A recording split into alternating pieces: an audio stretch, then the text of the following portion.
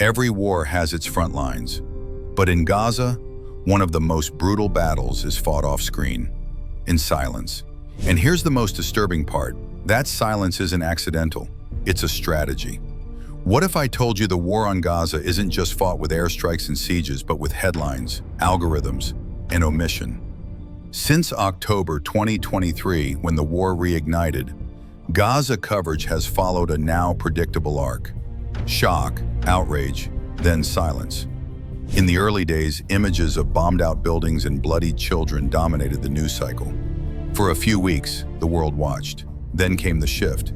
Editors cited war fatigue.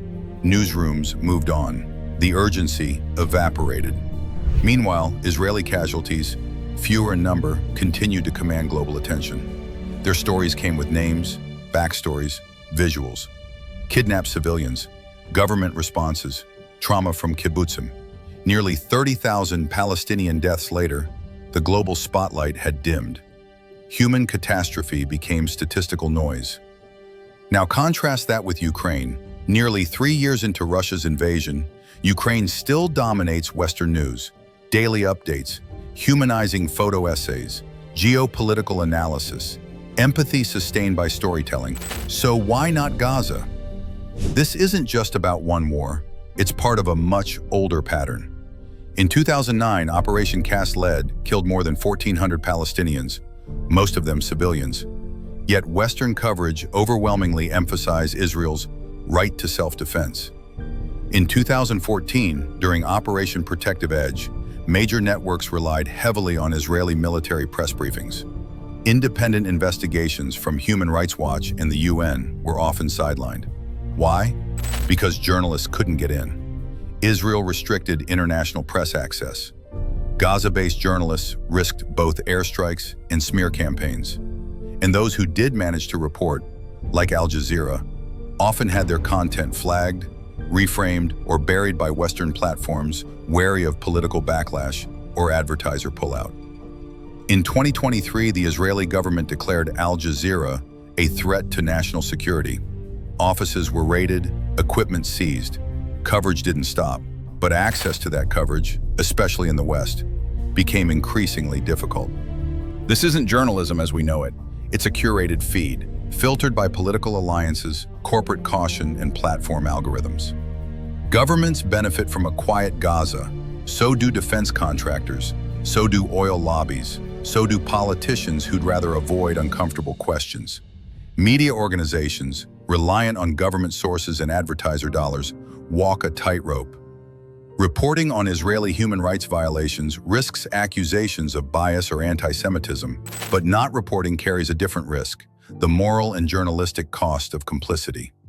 Take the New York Times. In 2021, they published a front-page spread showing the faces of Palestinian children killed in Israeli airstrikes. The outrage? It came from inside the newsroom. Staff raised concerns about tone, optics, and balance. The push wasn't about falsehood, it was about discomfort.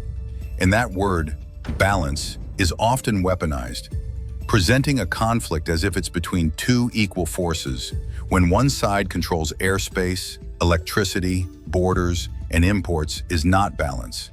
It's distortion. Silence in this case isn't absence, it's a strategy. A way to obscure uncomfortable truths about Western complicity, military aid, and arms exports.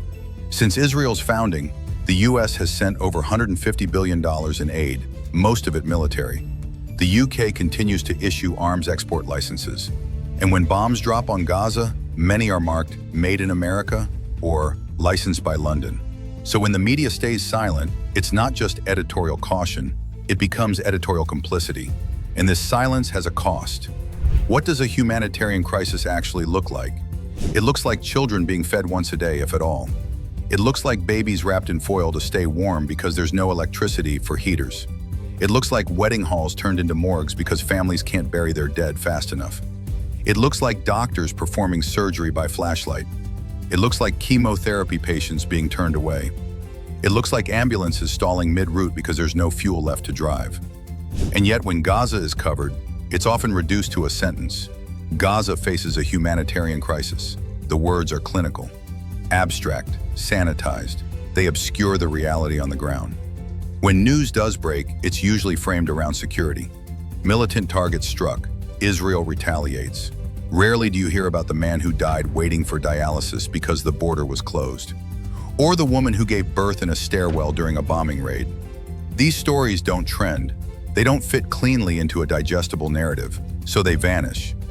There's precedent for the power of visibility. In Vietnam, it took the image of a napalm-scorched girl to change public opinion.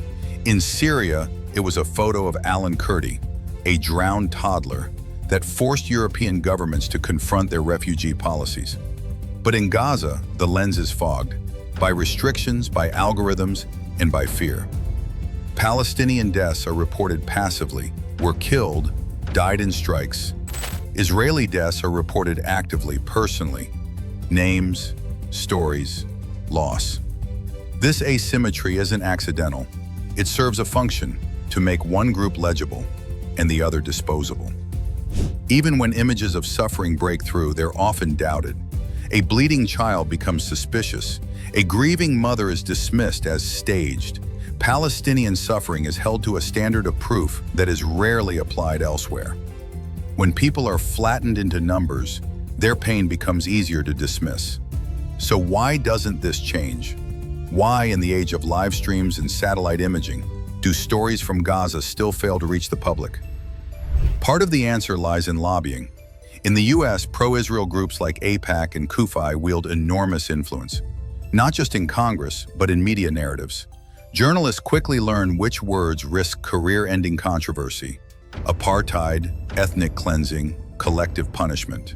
Opinion editors reject pieces from Palestinian writers over tone. Seasoned correspondents are reassigned from Gaza coverage after a single backlash tweet. And then there's big tech. In May 2021, internal Facebook documents leaked to The Intercept showed that Palestinian content was disproportionately flagged and removed. Words like Al-Aqsa were algorithmically flagged as incitement. Gaza hashtags were suppressed. TikTok throttled Arabic language videos. YouTube demonetized footage showing civilian casualties, even from legitimate journalists. This isn't just media bias. This is algorithmic apartheid, a system that suppresses some truths at the speed of code. In June 2025, a Palestinian teenager posted a video from the rubble of her home, reciting a poem about her brother who had just been killed. Her voice cracked mid-sentence. She finished anyway. Within 24 hours, the video was removed for graphic content. No explanation, no appeal, no trace. Whether it was a human or AI moderator didn't matter. The result was the same. The story disappeared. This is the digital front line, and it's just as contested as the physical one. Even when truth emerges, it often arrives too late. In April 2024, the Israeli military bombed Alpha Korah School, claiming it housed a militant command center. Western media ran with that version. Weeks later, satellite images and UN reports confirmed it had been a shelter for displaced civilians, most of them children. 27 people died. But by then, the narrative had settled. The outrage had passed. The story had expired. That's not just misinformation. It's temporal manipulation. When truth delayed is truth denied. And the most chilling part?